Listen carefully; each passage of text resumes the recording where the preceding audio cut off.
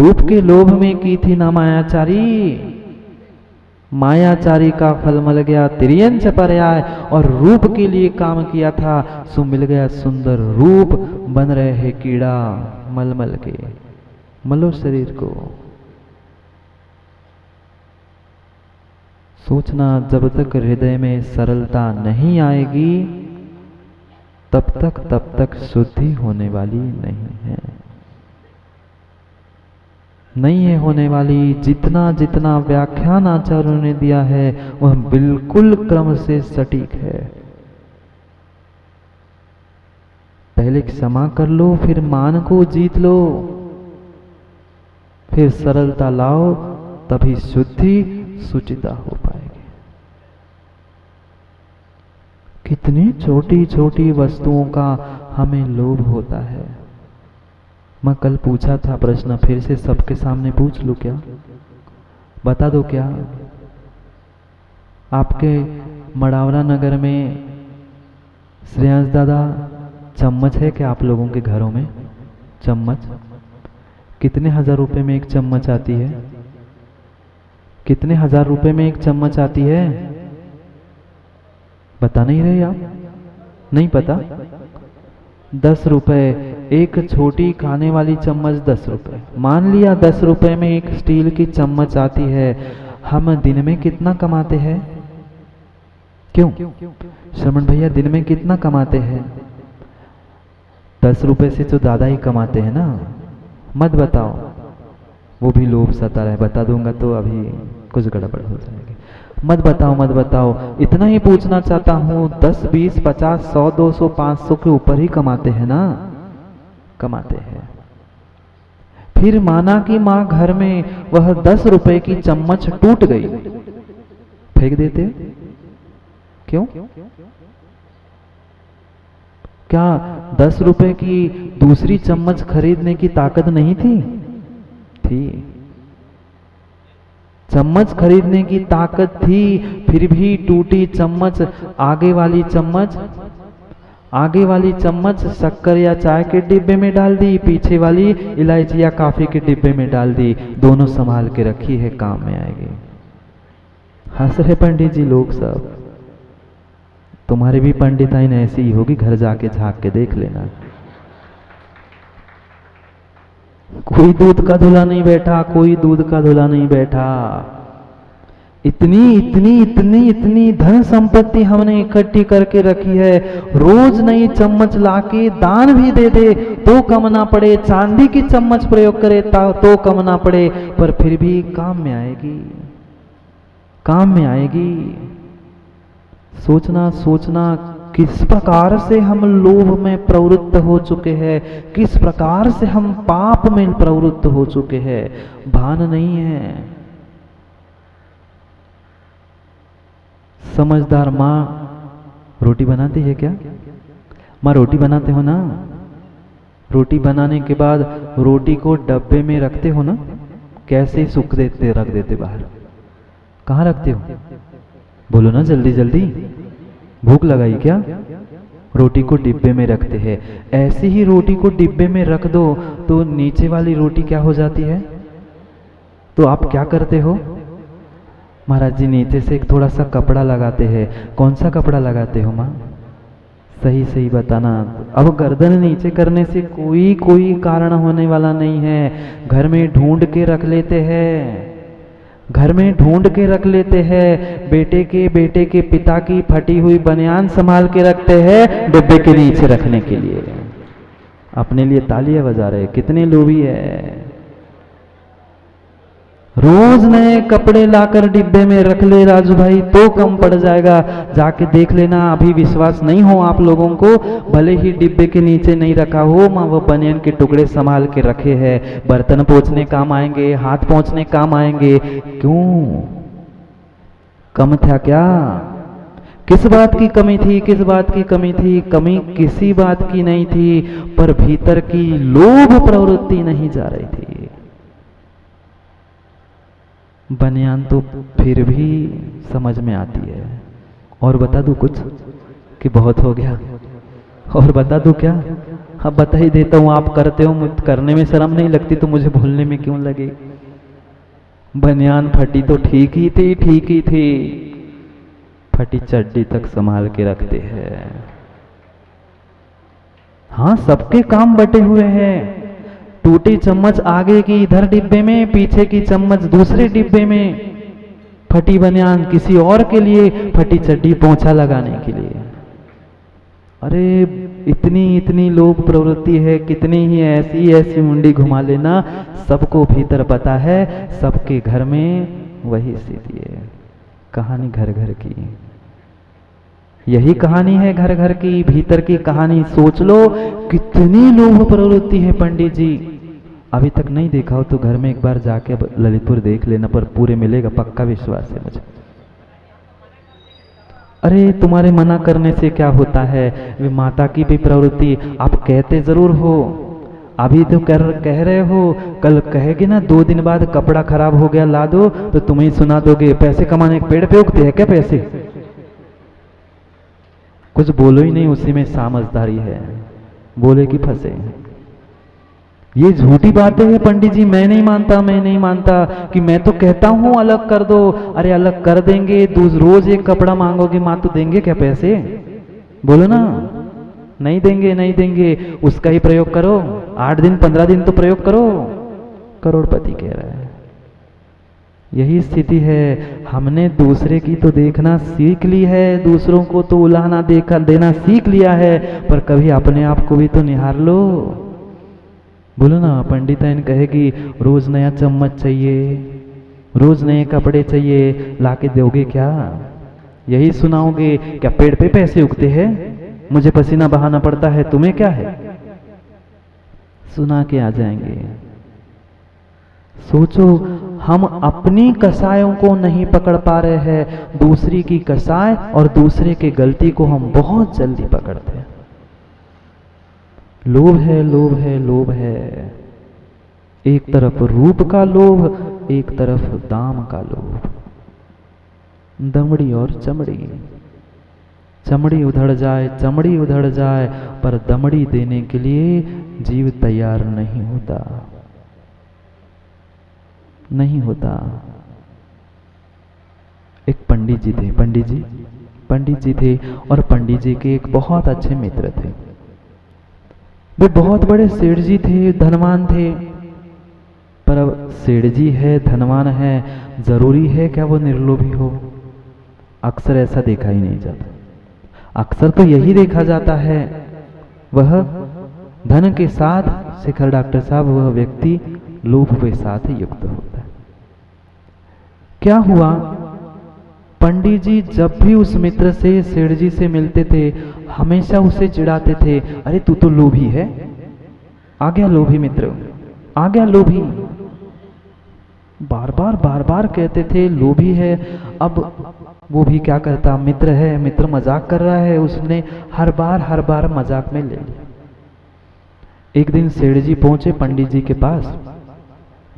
सेठ जी ने कहा, पंडित जी कुछ काम था। अरे तू लोभी क्या काम करेगा, नहीं पंडित जी सुन तो लो। कहा बोलो भाई क्या कहना है। तो पंडित जी मैं एक पंच कल्याण करवाना चाहता हूं, भगवान की प्रतिमा और मंदिर बनवाना चाहता हूं। पंडित जी कहते हैं सोच के बात कर रहे हो क्या, तेरे जैसा लोभी व्यक्ति, महालोभी, और तुम दान की पंचकल्याण गजरत की बात कर रहे हो। हाँ पंडित जी मैं करवाना चाहता हूं। पंडित जी ने कहा ठीक है मैं भी करवा दूंगा, पर पहले मुझे 5,000 रुपए दो, पहले मुझे 5,000 रुपए यहां दो। आज का जमाना नहीं था, बहुत साल पुरानी सत्य घटना है। पंडित जी ने 5,000 रुपए मांगे। तब नगद जो कागज के नोट चलते थे वो कम प्रचलन में थे, पहले सिक्के अधिक चलते थे। पंडित जी ने सेवकों से कहा, नौकरों से कहा, नौकरों ने 5 थैलियां 1,000 रुपए की लाकर पंडित जी के सामने रख दी। पंडित जी ने कहा चलो भाई चलो तुम्हें गजरत करना है, पंचकल्याण करना है तो चलो मेरे साथ। नौकरों को भी साथ लिया, वह पूरी थैलियाँ पंडित जी और सेठ जी तीनों के चारों सब मिलके चलने लगे। पास में ही एक नदी थी, पास में ही एक नदी थी।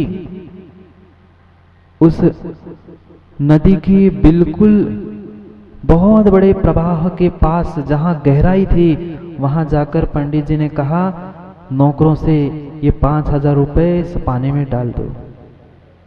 आप होते तो राजू भाई क्या करते? पंडित जी हाथ जोड़ लिए तुमसे, हमें आपसे नहीं करवाना, हम दूसरे से करवा ले। पर सेठ जी ने भी कुछ नहीं कहा, नौकरों को भेज दिया और अब वो फेंकने ही वाला था। इतने में पंडित जी ने मना किया। पंडित जी देख रहे थे, पंडित जी उसके लोभ को देख रहे थे, कितना लोभ उसे सता रहा है। अरे कोई काम करना है, कोई कार्य करना है तो पहले हमें दिलेरी दिखानी पड़ती है। पंडित जी परीक्षा कर रहे थे सेठ जी की। जैसे ही सेठ जी ने कुछ नहीं बोला, उसने रोका, चलो वापस। वे 5,000 रुपए लेकर वापिस आए। पंडित जी उस सेठ जी से कह रहे थे मुझे फेंकना नहीं था, मैं तो देख रहा था कि 5,000 अभी मिट गए। कब की बात है? 25, 30, 50 साल पुरानी बात है। तब 5,000 रुपए बहुत मायने रखते थे। 5,000 तुमने बिना बोले बिना कुछ कहे विसर्जन करने के लिए तो तैयार हो गया था। अब तू बिल्कुल भी काम करने में कतराएगा नहीं। इसलिए पंडित जी ने धूमधाम से बहुत बढ़िया रूप से पंचकल्याण गजरत सब कुछ हो गया। अब होने के बाद पंडित जी रोज टोकते थे। अब सेठ जी की बारी थी।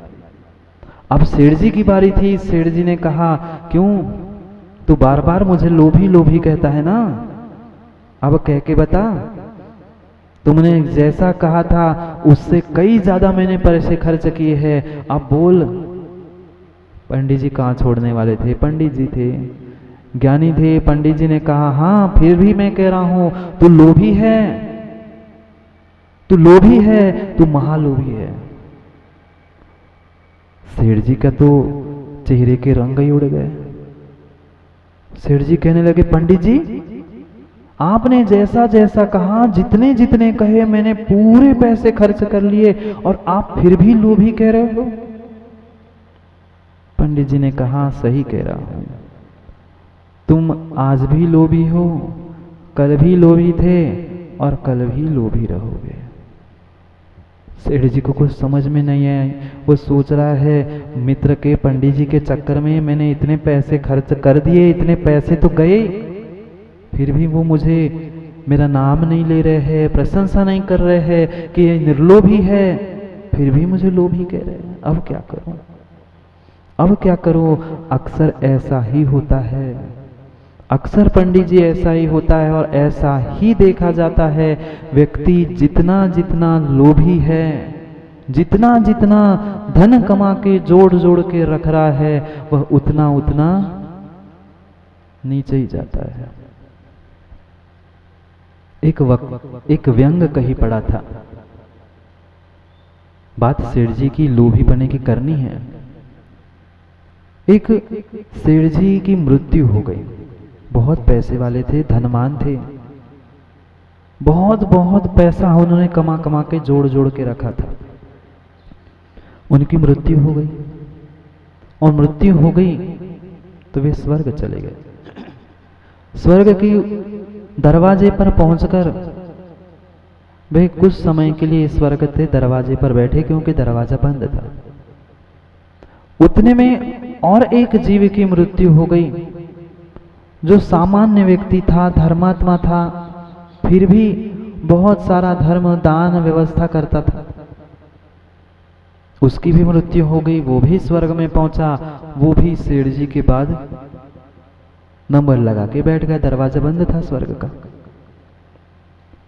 कुछ समय बीता, बहुत सारे वाद्यों की, नगाड़ों की, तुरही की आवाज आने लगी और गेट खुल गया।